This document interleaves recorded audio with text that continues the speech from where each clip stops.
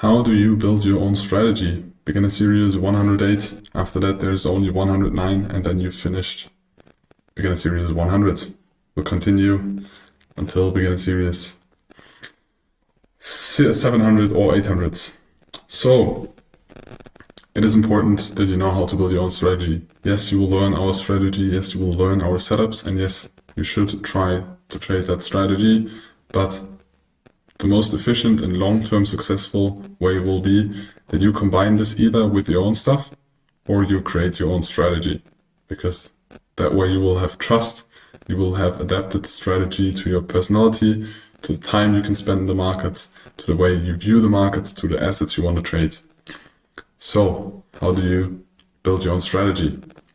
Step 1, you need an idea.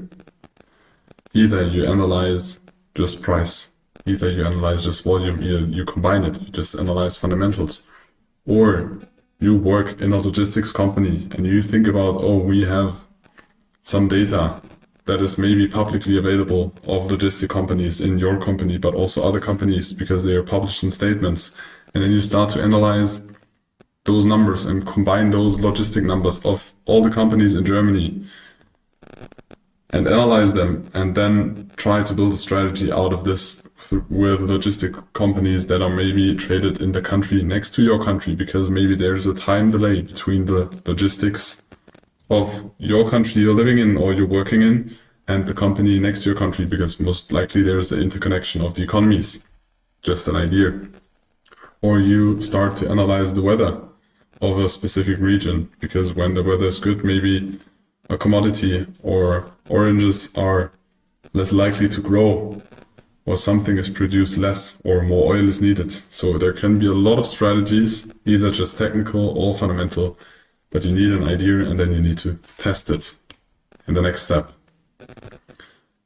Then you need to define the strategy, so you have an idea, then you test it, then you define the strategy. It can be discretionary, but you still should write down or define, or yes, write down some context or the process, and then you need to execute it. After you falsified it and you tested it, you defined it, you wrote it down, you need to execute it and you need to test it live. And when you test live, you still need to continue to evaluate it. So to falsify it, to improve it, to add a new idea, to add a new component to the strategy.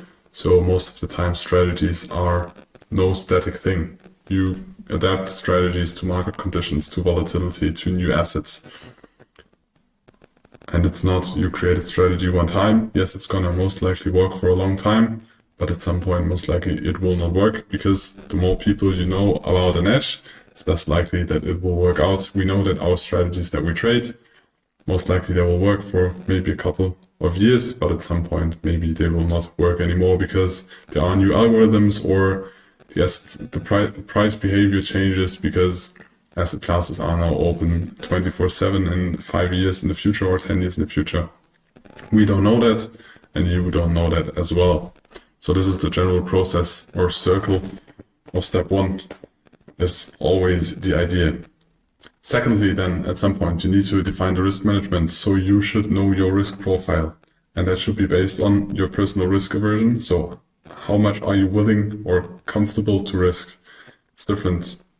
When you don't have a family, when you don't have somebody relying on you, your risk appetite, in my opinion, should be way higher than if you have a family, if you have a partner, or not that much saving, then you should be way more risk averse. But you need to define for yourself and the strategy.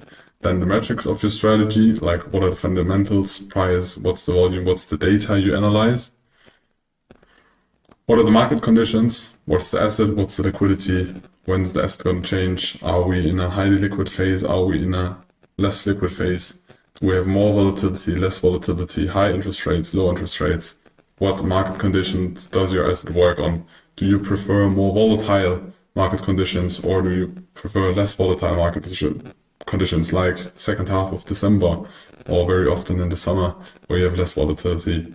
You need to define this as well. And you need the risk management, which is the essential part. How much are you going to risk per trade? How much are you going to risk in general?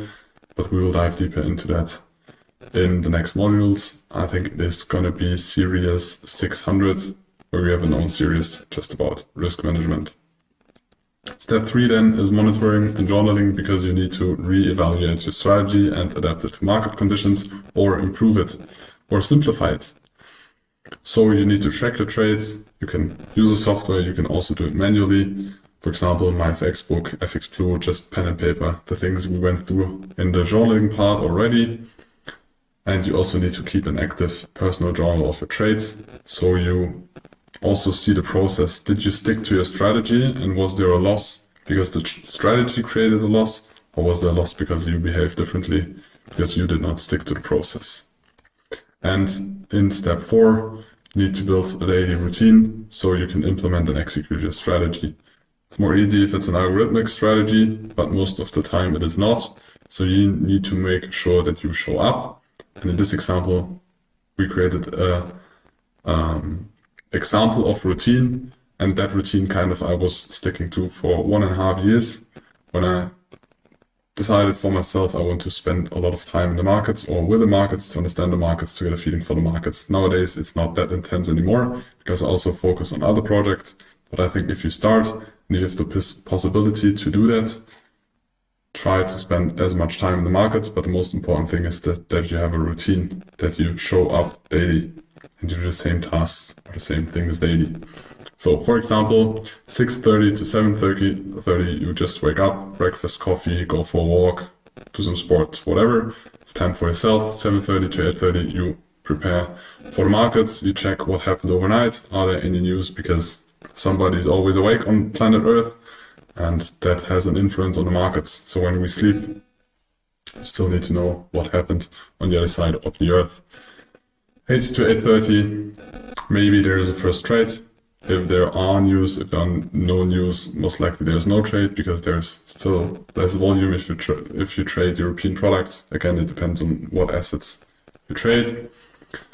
8:30 to 9, you do the technical analysis, you prepare for the day. In our case, we prepare our day trading zones, where we have areas of interest where we want to trade.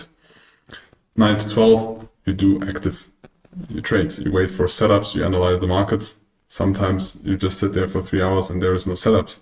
That's fine.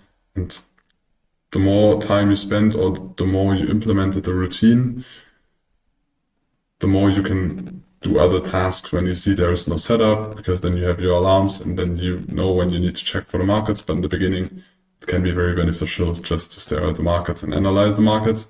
But very important, just because you analyze the market, it doesn't mean that you need to do anything. Very often trading is just waiting. From 12 to 14 or 2 p.m, lunch break, get away from the PC. At some point you're gonna get very drained, because you stare at the screen, you need to make a lot of decisions in trading, you need to analyze, and this needs a lot of brain capacity. At some point you need a break, you need a reset, you need to get some food. Very often I went for a walk, because then my brain was I had a small reset after that. I had new energy. Most of the time I had some food, and then I went for a walk. But very important, get away from the PC, don't check the charts on your phone, just get away. Then 2 p.m. to 6 p.m, you have the US trading session. For us European people, depending on where you live, there you have another trading session in the morning. For us Europeans, we have the European session, so I traded the European products or assets. You can also trade them in the afternoon, but in the afternoon then I focused more on the US assets, stocks, or futures. Then 6 to 6:30 p.m, then you should evaluate your trades, or you should implement all the information into your journal that you maybe have missed during the trades.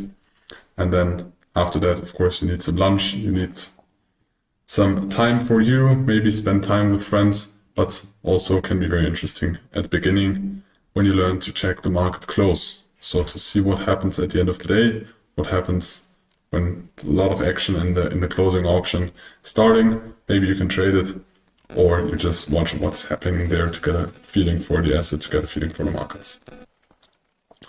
Most important thing is you build a daily routine that improves your focus and neutrality, because you need to be neutral. You should be at the markets every day, it should be nearly the same. Your emotional status and